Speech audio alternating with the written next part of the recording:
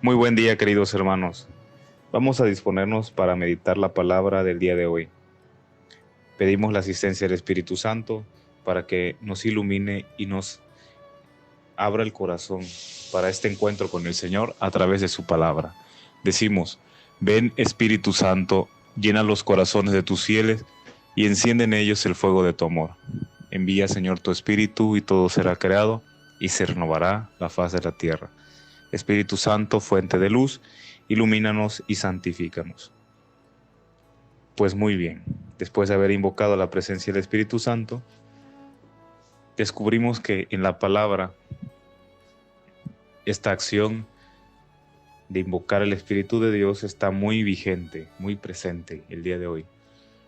Después de Pentecostés, los discípulos están completamente renovados. Este Espíritu de Dios hace que actúen como Jesús mismo actuaba. En la vida cotidiana, para hacer presente la presencia de Jesucristo entre nosotros, es necesario la acción del Espíritu Santo.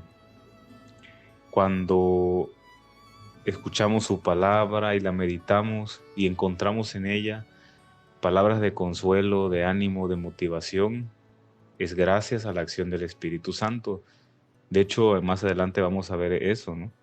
En la lectura del Evangelio. Cuando vivimos los sacramentos también, que es otro tema que tocaremos también al meditar un poco el Evangelio, también vemos la presencia viva de Jesucristo. Y esto solamente es posible gracias a la acción del Espíritu Santo. El Espíritu Santo hace que Jesús se haga presente en la Eucaristía, por eso está la epíclesis en la Eucaristía. El Espíritu Santo hace que Jesús se haga presente en la reconciliación, cuando recibimos el perdón de nuestros pecados a través de las manos del sacerdote. Esto solo es posible por la acción del Espíritu Santo. La presencia viva de Jesús, incluso en nosotros, es real y es posible gracias a la acción del Espíritu Santo. Mira cómo esta presencia de Jesús está viva en los discípulos. Hoy San Pedro, movido por el Espíritu, va a orar al templo y se encuentra con una persona paralítica. Fíjate cómo el Espíritu que obra en él, que habita en él, primero lo impulsa a tener sentimientos de compasión. Ve al paralítico, se compadece de él y va a hacer algo por él. El paralítico estaba pidiendo limosna, estaba pidiendo tal vez una ayuda monetaria, pero San Pedro le da una ayuda que es mucho más grande. Y vemos cómo esta ayuda es mucho mayor que el oro y la plata, y es que se trata del don de Dios. El don de Dios es mayor que cualquier riqueza. San Pedro está profundamente identificado con su Maestro. La acción del Espíritu Santo lo hace ser idéntico a Él, incluso en sus sentimientos, en la compasión, y de una manera extraordinaria también lo hace estar vinculado a Él, lo hace ser semejante y más aún idéntico a Él en sus mismas obras.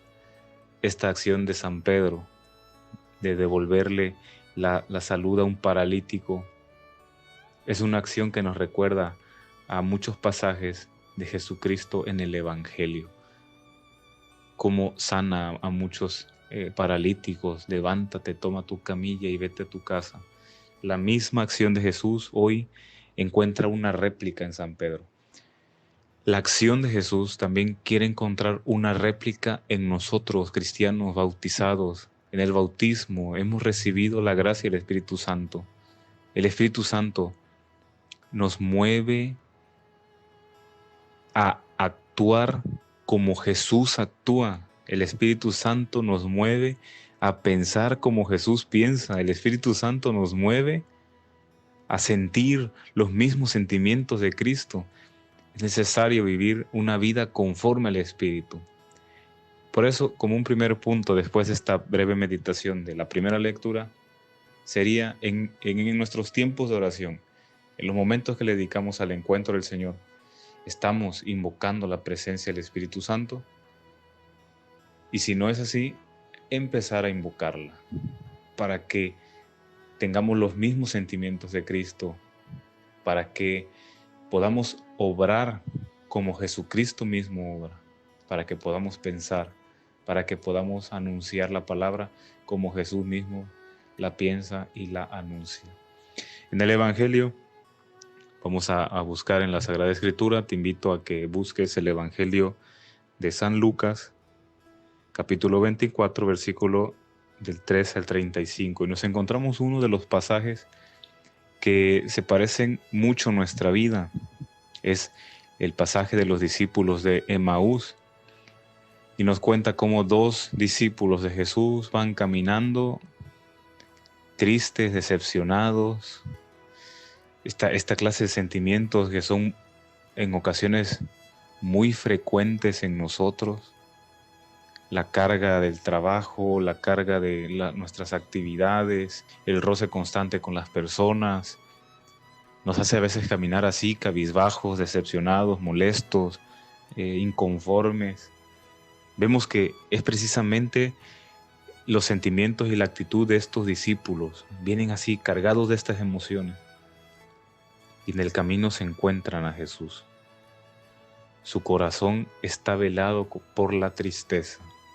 Y fíjate, en este punto, no sé si lo has meditado así, pero yo me he dado cuenta que uno de los sentimientos que más nubla mi vista para encontrarme con el Maestro, para reconocerlo, es el sentimiento de la tristeza. La tristeza no es inspiración del Espíritu Santo. El sentimiento de la tristeza, el sentimiento de la decepción, son los sentimientos que más nos nublan la vista y que no nos permiten conocer a Jesús. ¿Cuántas veces nosotros cristianos nos hemos sentido decepcionados de muchas cosas, tal vez de algún pastor, de la iglesia, etcétera, etcétera? Tal vez de algunas actitudes de algunos hermanos. Cuando la decepción llega, incluso nos hace alejarnos de Dios y de su iglesia. La decepción y la tristeza son sentimientos que nos separan de Dios, que nos nublan la vista. Pues es en medio de estos sentimientos de tristeza donde estos discípulos se encuentran con Jesús y le platican su historia, le platican su decepción, le platican lo que sentían, lo que había pasado. Este primer momento de plática de los discípulos, vamos a relacionarlo con nuestra oración.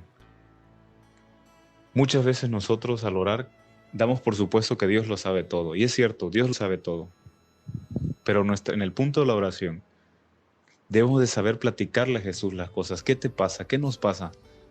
¿Por qué estamos tristes? ¿Qué es lo que nos decepciona? ¿Qué nos mueve? ¿Qué nos cuesta trabajo asimilar? No solamente de las demás personas, sino a veces también de nosotros mismos, cuando nos fijamos alguna meta en nuestra vida laboral, en nuestra vida escolar, en nuestra vida espiritual, nos hemos fijado metas que a veces no cumplimos. Eso nos causa decepción. ¿Cuáles son nuestras decepciones? ¿Se las hemos platicado a Jesús?